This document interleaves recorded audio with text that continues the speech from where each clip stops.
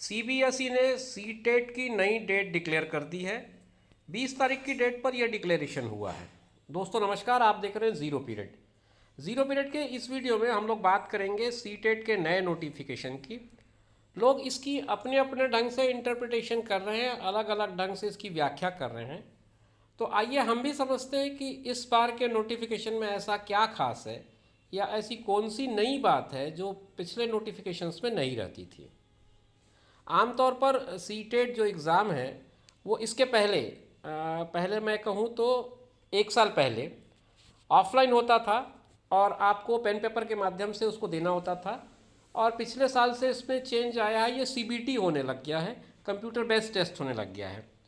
तो इसमें क्या बातें हैं जो आपके लिए नई हो सकती हैं या पिछले नोटिफिकेशन से कुछ चेंजेस हो सकते हैं, वो हम समझने की कोशिश करेंगे इस वीडियो में। बने रहिए ज़ीरो पीरियड में। The Central Board of Secondary Education will conduct 16th edition of Central Teachers Eligibility Test। ये 16वां सीटेट होगा जिसे सीबीएसई कंडक्ट करने जा रही है और ये सीबीटी बेस्ड होगा। CBT means computer based test, means online. Online mode में ये होगा बिटवीन दिसंबर 22 टू जनवरी 23। दिसंबर में ये शुरू होगा, जनवरी के महीने तक चलेगा। The exact date of examination will be mentioned on the admit card of the candidates. Exact date इसलिए इसमें मेंशन नहीं किया जा सकता क्योंकि आपका जो शेड्यूल होगा वो किस डेट पर पड़ेगा वो कह पाना मुश्किल है। तो इसलिए एक जो डेडलाइन है वो कुछ ऐसी दी जाती है कि दिसंबर के महीने में शुरू होगा और जनवरी के महीने तक चलेगा। The detailed information bulletin containing details of the examination, syllabus, language, eligibility criteria, examination fees, examination cities and important dates will be available on CTET official website https://ctet.nic.in। अगर आप पूरी जानकारी लेना चाहते हैं इस एग्ज़ाम के बारे में, एग्ज़ाम के सिलेबस के बारे में, भाषा के बारे में, पात्रता के बारे में और फीस के बारे में, साथ ही साथ केंद्र के बारे में, तो इसके लिए आपको सीटेट के ऑफिशियल नोटिफिकेशन में जाना पड़ेगा जो उनकी वेबसाइट पर अवेलेबल है ctet.nic.in में। And the aspiring candidates are requested to download the information bulletin for the above mentioned website only and read the same carefully because before applying। तो आप इधर उधर के दुनिया भर के वेबसाइट में चक्कर ना काटें। जब इस वेबसाइट पर आपको ऑफिशियली नोटिफिकेशन दिखे वहाँ से डाउनलोड करें और उसी नोटिफिकेशन को स्टडी करें, उसी को फॉलो करें। क्योंकि इन दिनों अक्सर देखा जाता है कि सीटेट के नाम पर या सीबीएसई के नाम पर बहुत सारी साइट्स इंटरनेट पे अवेलेबल हैं। तो आप ऑफिशियली जो वेबसाइट है उस पर जाएं, वहाँ से डाउनलोड करें और वहाँ से क्राइटेरिया जो बताई गई है उसको फॉलो करें। आगे कहता है the online application process will be start from 31 अक्टूबर। 31 अक्टूबर सोमवार से ये जो प्रोसेस है वो स्टार्ट हो जाएगा। ऑनलाइन पोर्टल जो है खुल जाएगा और आप 24 नवंबर तक आप ये काम कर सकेंगे जो गुरुवार का दिन होगा। तो 31 अक्टूबर से लेकर के 24 नवंबर तक ये ऑनलाइन पोर्टल खुला रहेगा आपके एप्लीकेशन सबमिट करने के लिए। The fees can be paid up to 25। अगर आप फीस के मामले में जानना चाहें तो ऑनलाइन पोर्टल 24 तक खुला रहेगा एप्लीकेशन के लिए और फीस के लिए खुला रहेगा वो 25/11 तक, शुक्रवार तक। अब एप्लीकेशन फ़ीस कितना कितना है ये समझ लेते हैं। एप्लीकेशन फ़ीस के बारे में 2 क्राइटेरिया है, एक तो जनरल और ओबीसी के लिए और दूसरा है एससी एसटी और डिफरेंट एबिलिटीज़ के लिए। तो एबल्ड पर्सन के लिए, एससी के लिए, एसटी के लिए ये एक क्राइटेरिया है। अगर आप दोनों पेपर देते हैं तो इनको 500 रुपये लगेंगे और बोथ पेपर 1 और 2 में 600 है और ओनली पेपर 1 के लिए 500 है। क्षमा करें, इसको थोड़ा सा सुधार लें। अगर आप एक पेपर देंगे तो 500 रुपये लगने हैं और अगर आप दोनों पेपर देंगे तो 600 रुपये लगने हैं। जनरल और ओबीसी के लिए यही फीस। अगर आप सिंगल पेपर में अपियर होते हैं, मतलब अगर आप प्राइमरी के लिए अपियर होते हैं या मिडिल के लिए अपियर होते हैं तो 1000 रुपीज़ है और अगर आप दोनों में अपियर होते हैं तो इसके लिए 1200 मतलब 1200 रुपये है।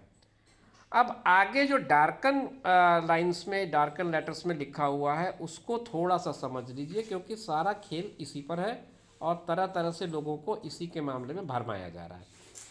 बात इसमें एक लाइन लिखी गई है first come first serve basis. अब उसी को हम समझने का प्रयास करते हैं। The candidate must note that the examination city of their choices will be allotted on the first come first serve basis only as per availability of capacity in the city of examination. देखिए हर शहर में इस तरह के online test के लिए निश्चित centres हैं। हर शहर में आपको ये सुविधा जो है वो नहीं मिल पाती, तो कुछ चिन्हित शहरों में इसके लिए केंद्र बनाए गए हैं जहाँ पर CBT बेस्ड एग्जामिनेशन कंडक्ट कराए जा सकते हैं, लेकिन उनकी भी अपनी कैपेसिटी है। वो एक कैपेसिटी से बाहर जा कर के कैंडिडेट्स का एग्ज़ाम नहीं ले पाएंगे। तो इसके बारे में आगे लिखता है, the candidates who complete the online application process and pay the fee on first come first serve basis. तो जैसे किसी सिटी में 1000 कैंडिडेट्स का एग्ज़ाम लेने का कैपेसिटी है उस सेंटर्स में, तो सारे सेंटर्स अगर 1000 कैंडिडेट्स का ही एग्ज़ाम ले सकते हैं, तो शुरू के जो 1000 कैंडिडेट्स अप्लाई करेंगे उनको तो वो सिटी सेंटर में मिल जाएगा, लेकिन 1001वां कैंडिडेट जो होगा, 1001वां जो अभ्यर्थी होगा, उसको उस सेंटर में या उस शहर में केंद्र नहीं मिल पाएगा। तो इसे ही फर्स्ट कम फर्स्ट सर्व कहा गया है। आप इसको बड़े ध्यान से समझ लें। इसका मतलब ये नहीं है कि आपको परीक्षा देने नहीं मिलेगा, फिर आपको कोई दूसरा शहर आपके एग्ज़ाम सेंटर के लिए चूज़ करना पड़ेगा। पहले क्या होता था कि CBSE रैंडमली आपको दे देता था सेंटर्स, तो बड़े प्रॉब्लम होते थे। कई बार छत्तीसगढ़ के कैंडिडेट को गुजरात मिल गए, या गुजरात के कैंडिडेट को दिल्ली मिल गया, दिल्ली के कैंडिडेट को तमिलनाडु मिल गया, तो बड़ी मुश्किल होती। तो इसीलिए इस बार CBSE ने इसे थोड़ा शार्ट आउट किया है और फर्स्ट कम फर्स्ट सर्व के बेसिस पे आपको ये क्लियर कर दिया है। अगर आप उस सेंटर में अप्लाई कर रहे हैं और वहाँ पर अवेलेबिलिटी है, तो फिर वो आपका फॉर्म एक्सेप्ट हो जाएगा। नहीं होगा तो फॉर्म में ही आपको पता चल जाएगा कि उस शहर में आपके लिए जगह नहीं है। आप चाहें तो कोई दूसरा शहर सेंटर के रूप में चूज़ कर सकते हैं। आगे वो क्लियर करता है कि will be allotted the examination city of their choices as per availability. The total capacity in a particular city will also be available on the portal. मतलब हर सिटी में क्या कैपेसिटी है वो भी उस पर पोर्टल में मिल जाएगा आपको। If the total capacity of a particular city is full during completion of application process or making payment of examination fee or updation of transaction on portal, the candidate will be given the option either to select any other city or cancel the transaction। हाँ, ये एक और बात बहुत important है। बात ये है कि अगर आपने पूरा फॉर्म भर दिया, फीस भी भर दी, लेकिन ये प्रोसेस होते होते first come first serve basis पे उस शहर में अवेलेबिलिटी कम हो गई, तो आपको ऑप्शन मिलेगा कि आप दूसरा शहर चले जाएं या फिर अपना कैंडिडेचर विड्रॉ कर लें। तो आप चाहें तो वो काम भी कर सकते हैं। उस कंडीशन में आपकी पूरी फीस आप जिस अकाउंट से CTET को ट्रांसफ़र कर रहे हैं उसी अकाउंट में वापस रिफंड हो जाएगा। If a candidate cancels the transaction, full fee will be refunded to his or her account as per mode of payment, and application will not be considered for the examination of CTET. The request for change of examination city will be accepted in any case। तो अगर आप अपना exam centre बदलना चाहते हैं, मतलब आप first come first सर्व में नहीं आ रहे हैं, तो आप रिक्वेस्ट डाल सकते हैं, और नहीं तो फिर आपको वो पैसा रिफंड हो जाएगा। It may also be noted that the total capacity in full in particular city while filling on online examination, the candidates has to right to claim for the allotment of the examination center in that particular city, and board will not be responsible for it। तो आप चाहें तो इसके लिए claim कर सकते हैं, लेकिन इसके लिए बोर्ड रिस्पॉन्सिबल नहीं होगा, ये बात कह दी गई है। तो ज़्यादा भ्रम की स्थिति नहीं है, आपको बस थोड़ा सा ध्यान ये रखना है। अगर आप बहुत सिंसियर हैं इस एग्ज़ाम में अपीयर होने के लिए, तो आपको जल्दी फॉर्म भर देना चाहिए। सिंपल सा लॉजिक है इसका।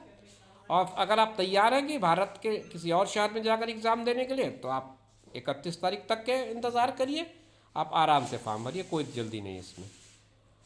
तो दोस्तों ये थी CTET की अपडेशन जो अभी अभी आई है। 20 तारीख की डेट पर ये नोटिफिकेशन है, और 21 तारीख की डेट पर सारे चैनल्स में आपने इसको देख लिया होगा, तरह तरह के इंटरप्रिटेशन लगाए गए जा रहे हैं।